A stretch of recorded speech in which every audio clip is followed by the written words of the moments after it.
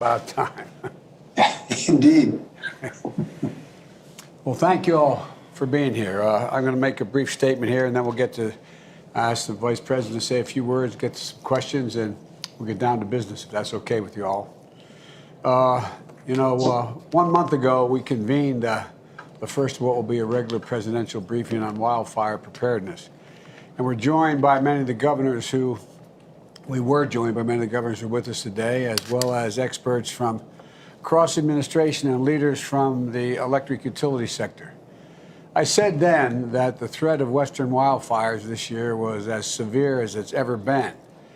And in the past month, we've sadly seen the truth of that being played out.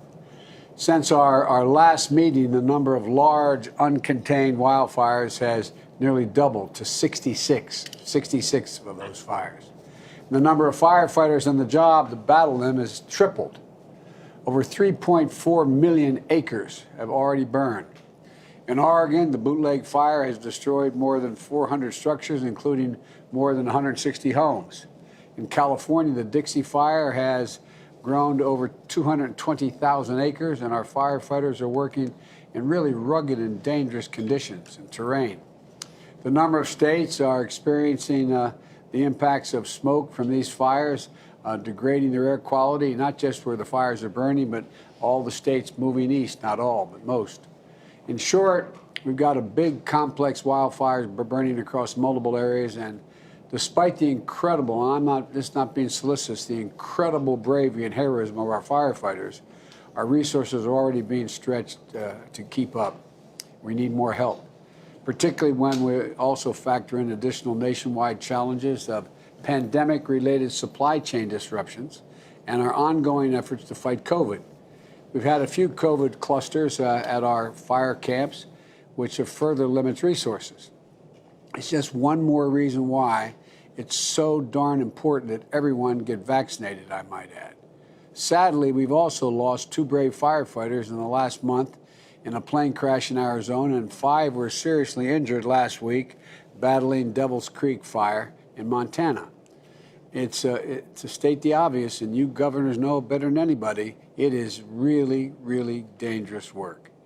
And it takes incredible bravery to do it. And these heroes deserve to be paid, and paid well, for their work. That's why last month I was able to announce, and it's not paying that well in my view, to be honest with you, immediate action to make all federal firefighters making at least $15 an hour. I think they deserve more than that. We're also working with Congress to make sure that our firefighters are paid better permanently. So far, FEMA has approved 20 fire management assistance grants totaling up to $100 million to help states pay for the cost of fighting these fires. We're also working with FEMA and the Defense Logistical Agency to get ahead of this emergency supply chain challenges. And we still have some supply chain challenges relating to hoses and a number of other things. We've tapped additional aircraft from the Department of Defense to aid in the fire detection and firefighting. We also welcome the support of our allies from Australia, for example, sending large air tanker to which it's going to begin flying missions this week. And last month, I also noted that the EPA would be launching an upgrade app for mobile phones to easily share location-specific information with the public about the effects of fire and smoke and air quality for them. It's now even more important because smoke from many of these fires burning in the West and along the Canadian border is affecting air quality in states across the country. As of today, the Upgrade Air Now app is live and ready for use. Folks in affected areas should download this important tool as quickly as possible.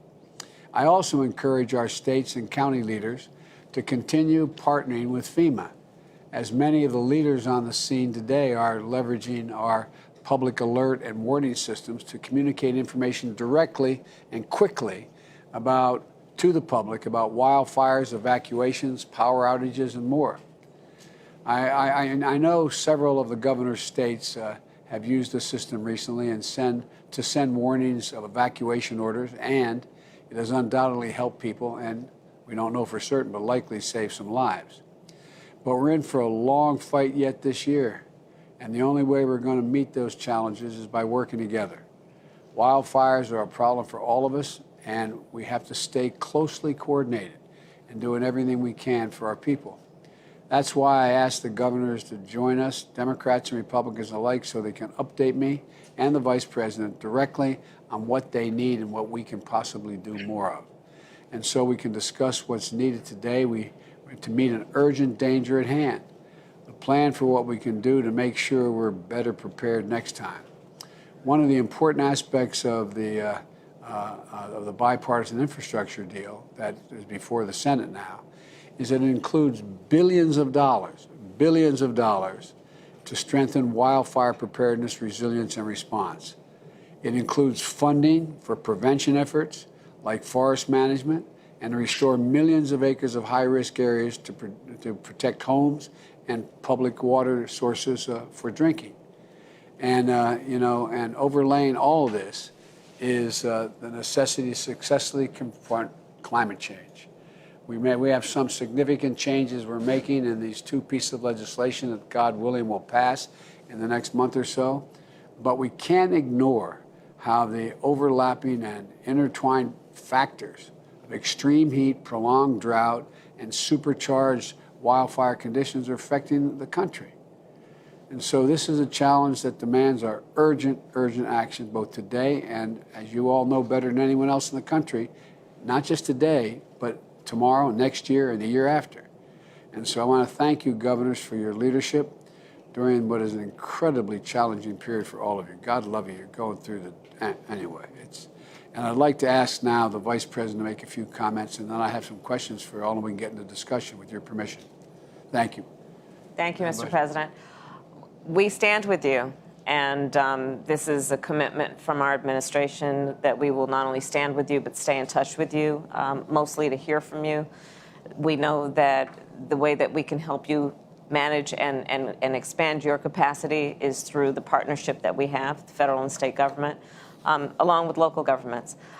This issue is ongoing each year. As we have discussed, it gets worse. It affects real people. Everything from children who are breathing the smoke to parents who are up at night concerned that they may get an evacuation order at any moment. So know that we are here to maximize the federal capacity to support the states. I'm in D.C., but of course I'm a California girl, and I care deeply about this. We, as I think I've shared with many of you, our family has been under evacuation orders in the last couple of years, and our folks should not have to fear that they are going to lose their home, everything they have, much less risk their lives in these moments. So thank you all for your courage, for your leadership, and I look forward to staying in touch with you. Thank you. Folks, I asked the staff because I think I've had the great honor of being over the last 15 years in your states and in the wilderness areas and the national parks. And I asked my staff to put together maps exactly where the fires are and the areas they're in and what they're affecting. So I want to start off with you, Governor Gianforte, up in Montana. You have your hands full, man. And looking at the map, all the way from Poverty Flats and Crooked Creek, all the way up into Ruby and Hay Creek and the other end of the state. But the big fires look like they're in Trail Creek and Alder Creek, in those areas that are significant. And I have a simple question, and it's a complicated one, but what can we do for you that we're just not getting done now? What additional help can we give you now that is not there yet? I mean, cut through all the jargon about all the policy wonks are talking about various programs. Bottom line, what do you need, and can we help? That we haven't. Good morning, Mr. President, Madam Vice President. I want to thank you for the opportunity to join you, and I want to answer your question because there are some things we can do to collaborate and work closer together.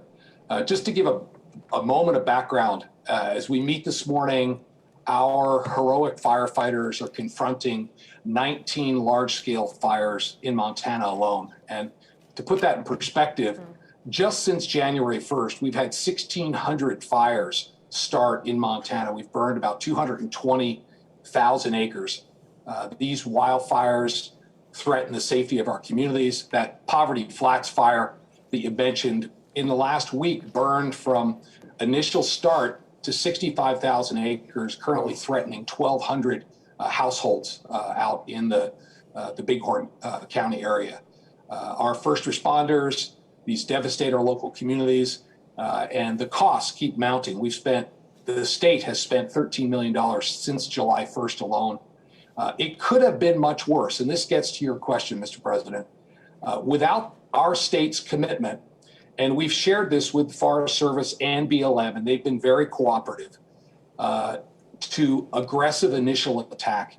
Montana, without that commitment, we would have had many more large-scale fires. And we ask that our federal partners join us in applying this operating principle, whether it's a fire that starts on private, state, or federal land. Yeah. Fires are easier to manage when they're smaller.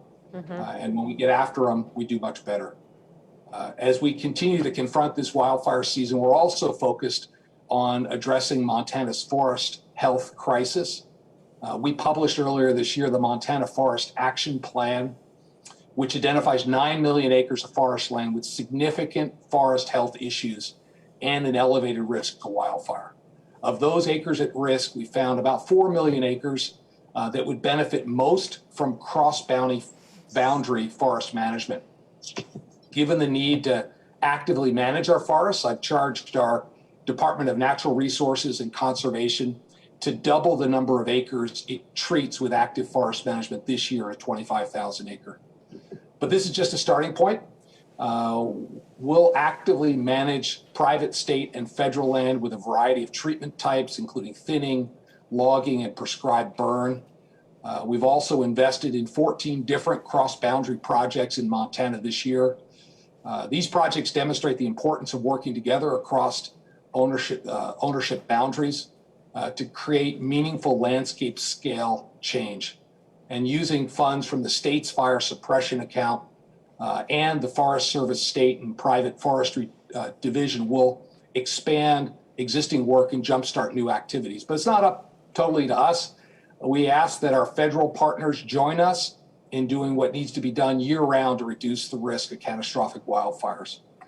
Of the 9 million acres at high risk, 60% of those are on federal land. This makes tools like the Good Neighbor Authority and stewardship contracting more important than ever. The benefits are really clear. We have healthier forests, improved wildlife habitats, more recreational opportunities, and more good-paying jobs, and most importantly, less severe wildfires. Without active forest management, we can't be successful in our forest health improvements.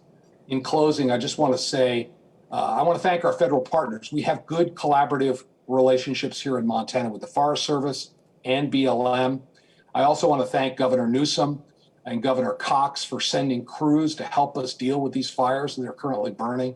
We have thousands of first responders on the front lines right now protecting our communities, natural resources, and livelihoods across Montana, across the western United States. So many people have sacrificed, and I can't thank them enough. We can't measure it in dollars spent or acres burned. We have to keep them and their loved ones in our thoughts and our prayers. I agree with you, Mr. President. Now's the time to act. I think it's all about aggressive initial attack and getting more proactive in our forest management. Again, Mr. President, Vice President Harris, I want to thank you for letting me join you today. Greg, let me ask you another question, if I may. There's press in the room, and lots of times I know I do, and we all do, use terms which those of us who are in public office, whether it's president, senator, governor, et cetera, use. And I don't think, understandably, the American people don't fully understand what they mean. And even sometimes the press has so much to cover, I'm not sure. You talked about the Forest Health Plan. And talk about, as I say to my staff all the time in plain English, what's that mean? Explain a little bit what that means. Sure. So we have many forests in Montana that have not had good stewardship. The growth has gotten to the point, I can take you 10 miles west of the state capitol in Helena and show you a federal forest where 90% of the trees are standing dead. They've been killed by beetle and this really creates a tinderbox situation. It reduces habitat, so very little wildlife lives there. And when we get a lightning strike or a campfire out of control, and a fire starts in a forest like that, we put firefighters at risk. They're very hard to control. The state has been very proactive. The state has about 5 million acres. We've been very active in being stewards of those grounds. And when we thin a forest, this is not clear cuts, but when we thin, when we remove excess fuels, water comes back into surface streams, wildlife comes back into that community. And when wildfire goes through a managed forest, it doesn't get into the crown. It doesn't burn as hot. We don't have the devastation, and structures aren't threatened. So everybody wins when we have good stewardship of the forest. That's really important. Believe it or not, I knew that, but it's really important for people to get it, because we talk about thinning out the forest. We're talking about a lot of trees because of climate change as well, where you have bugs, insects eating up the trees as well, making things that are changing, killing the forest themselves. And they become real tinder. And it's like, dropping a match in a, almost like in a pool of fuel. And so going in and cutting all that out is not the same as going in. I'm glad you made the point of clear cutting, going in and just, so look, we do have, and I'm hopeful that we're going to get a lot of the infrastructure plan passed and the Recovery Act that has a lot of money in here to help you all manage these forests, and to have much more money in there for the Bureau of Land Management. Anyway, to be able to give you the help you need, because your state, which I've been through, is a magnificently beautiful state. It's and the thing that, I come from the state of Delaware, we had more acreage burned last year than the state of Delaware and Maryland combined. For you all on Montana, that ain't, but I want people to get a sense of how massive these fires are and how they affect the water systems. And anyway, but I'm sorry to take your time, but I wanted you to be able to explain that so people understand that are listening to this. Let me ask you, Governor Inslee, you've been talking about the impacts of environmental change for a long, long time. And one of the things, and I asked them to get me a map of where all your fires are in your state. And when you have Delancey and Cub Creek 2 and Cedar Creek, they're massive fires, massive. And what as you look at what's transpired over the past month, and you look at the road ahead of this wildfire scene, what is your biggest concern, Jay? What is your biggest concern? And again, I ask the same question. What is the thing we can do most? You go all the way from Delancey down to Lick Creek, as they say in the creek, down in the southeast part of your state. What are your biggest concerns? Well, first off, thanks for your leadership, Mr. President. It is so refreshing to have a president who really cares about the Western forest.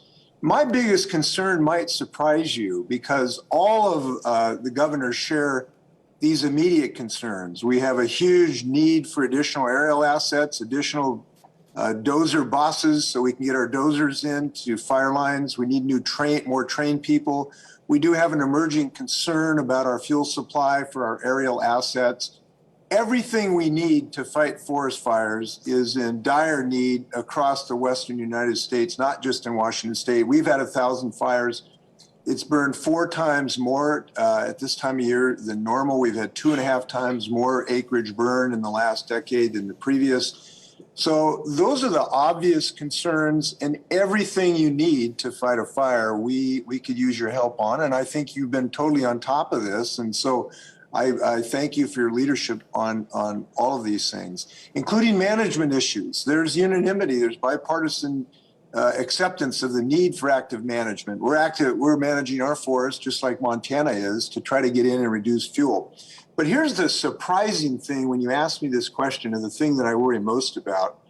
The thing I worry most about is if for some reason the Congress did not follow your leadership in this reconciliation and infrastructure bills that allowed you to realize your vision of creating millions of jobs while fighting climate change. That's my biggest worry right now, because the fact of the matter is there is nothing in human intervention against these fires while climate continues to ravage our forests. You know, we used to think of these things as forests. They're really now just fields of fuel, and they're fields of fire with just one spark because they're so dry. And that aridity creates something like gasoline on the floor of our forest. There is only one way to prevent these forests from being gone in the next century effectively, to be totally unrecognizable. And that is to succeed in following your vision in the reconciliation bill for a clean energy standard, for a huge transition to the electrification of our transportation fleet, to a civilian climate corps. And so I want to tell you, we are going to be with you as you stand tall while you negotiate this reconciliation bill to say, look, we have to have those climate investments. There is only one way to save these forests from the ravages of climate. Our own federal scientists have said that if we accept a 1 degree centigrade change, we'll have 600% increase in these fires on a regular basis. We won't recognize these forests as forests anymore unless we succeed with your vision. So when you start having those discussions with Mr. Klain and Steve Ricchetti and everyone else at the end of the reconciliation process, you got to know you're going to have an army behind you standing tall for those things. Now, there's some other small things that I'm talking to your staff about having better independent assistance for towns like Malden that burned down. There's some other coordination. Yeah. But that's the thing that's going to ultimately decide whether these forests survive in the next century. Thanks for your leadership, Mr. President. Well, thank you for saying that. But, you know, one of the things that I say to all your colleagues, when it was proposed to me by some folks that we should have a civilian climate corps of thousands of young people trained to do these things. And at first it didn't, you know, I said, yeah, that sounds good. And then I started looking at it. And the truth of it is, it's not fundamentally different in terms of the help it can provide across the board in training a lot of these. I'm talking about thousands of young people getting paid to be trained and trained well for it's not fundamentally different than a civilian corps put together in the Depression that had a different purpose. They were building a building. They were doing a whole range of things. But I just think I'd encourage, and we'll send it to all of you, but all you governors, Democrat, take a look at it and see if you think I may have, as my mother would say, my eyes are bigger than my stomach, that I may have a bigger appetite. But I really think it can be helpful. And again, I say to your colleagues, there's a lot of money in here to be able to deal with your immediate needs as well. But anyway, thanks, Jay. And I know you have this, but I want to get Thank you. More of it to you. Gavin, Governor, I applaud your establishment of the Wildfire Forest Resilience Task Force, which I've learned is co-chaired by your Secretary of Natural Resources. I think it's a great example of being able to coordinate federal, state, local, because this is getting real. This needs a lot of coordination. And I understand that PG&E, which provides electric to 17 million of your folks, I understand they recently announced underground 10,000 miles of power lines. Is that true? And what's that going to do to the cost of energy in your state? And I mean, because that's expensive stuff. It's $1 million to $3.5 million a mile Yeah. underground in California. Do the math on 10,000 miles. Of course, do the math on decades of neglect. 10,000 miles, drop in the bucket. They have 106,000 miles of distribution line, 25,000 just in high risk fire-prone areas, which will only grow. That's a 10-year commitment. It's important, but want to put it in perspective. Also want to put something else in perspective. Your eyes, Mr. President, are not wider than your stomach. California is proving your theory.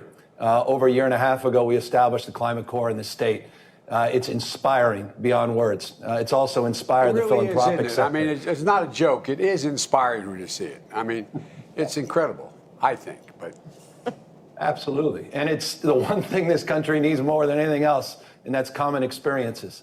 And to focus on the things that bind us together, not just divide us. This transcends politics.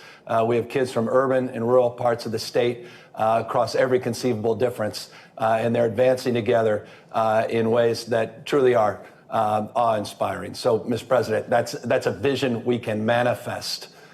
We're not asserting it, we're proving it. In a small way, you have the opportunity to do it at scale. Look, I just want to briefly, because there's so many of us, quick update. We're blowing past every record, and not in a good way. We're at over 5,700 fires year to date. We suppressed 59 just yesterday with some initial attacks. Over 500,000 acres already burned in California. Put it in perspective, record-breaking year last year. We were at 130,000 acres burned. We're at 504,000 as I speak to you today. Here's the answer to your question, and forgive me for being so pointed again, respecting your time, but I want to be a little bit more specific. Jay referenced it obliquely. Please pay attention to this fuels issue. We had to get our National Guard to get some emergency fuel supplies for our aerial fleet a week ago. This is a major issue, and it's not just impacting our aerial suppression strategies on the West Coast. It's increasingly, as you may know, impacting commercial aviation. It is a major issue. Number two, we just simply need more boots on the ground. We can't do without you. Got 7,400 people, 7,400 already. We're not in fire season. Fire season in California is late September, October into November. We're in July. We already have 7,400 personnel actively working to suppress fires. Last year, the federal government asked us for over 5,000 mutual aid support that we could not provide. That gives you a sense of what the federal government wanted from California last year to send to other states. That should give you a sense of how far behind we are with federal support. We have 4 DC-10s, Mr. President, 4. Now, DC-10s aren't the answer to every problem. They don't fly over 35 knots. They have restrictions. They're legendary restrictions. But the reality is there's 4 for the country. And we're competing. They're all contracted. We compete with you. We compete with our states. We don't even have access right now to DC-10s. We lost that 747, that iconic 747 that now has been converted to a cargo plane. You've seen that in Australia, not just across the West Coast. That's now been grounded by a private contractor. We are the largest civil aviation fleet for firefighting in the world, California. We do not come close to having the tools in the air that we need. We need your support to dramatically increase the aerial support in addition to boots on the ground. Final 2 quick points. Every year we're competing, and you have a lot of legislators that have been doing heroic work in Democratic states, governors, Republican states, trying to get access to the Pentagon satellite technology for early detection. It's been a game changer for us, and we're getting it on a year-to-year basis, but it's hard. Every year we fight to get a 1-year extension on that access to a critical tool of technology. I'd encourage you to help us so we're not just fighting every year for something that I think you would support and the Pentagon at the end of the day, final analysis will approve. Here's the final thing. It's the elephant in the room. I was with Governor Sisolak 2 days ago in his state of Nevada. The reason why is we had a fire that was on federal property. 57% of the forest property in California is federal. Just 3% under California jurisdiction. 3%. 57% under U.S. Forest Service. U.S. Forest Service is spectacular. We have deep admiration, respect, but there's a culture that too often is wait and see. We can't afford that any longer. This was a federal fire. They waited, and what we saw is the fire took off because we didn't put enough initial assets. Greg was making an oblique point here. I want to be a little bit more explicit. We need your help to change the culture in terms of the suppression strategies in this climate, literally and figuratively, to be more aggressive on these federal fires. That fire bled into Nevada and obviously impacted not just our 2 states, but deeply impacted the redundancy of this concern that comes out every year around jurisdictions and incident command, and the imperative that we're all on the same page in terms of those initial attack strategies. So forgive me for being long-winded, but I wanted to get those. That's why we're doing this. I want to find out what's the greatest concerns you have, and I will, when this meeting is over, I will be on the phone to the Department of Defense and talking about the access to satellite capability. And I'm looking down the list here. All right, I will follow up with you, Gov, or the Vice President will. She has a mild interest in California, with all the points you just raised, and I do appreciate it. Now I want to get to each one of you, but we're going to ask the. I think now is the time the press is about to leave the room, if I'm not mistaken. Am I correct? Yeah. And so we can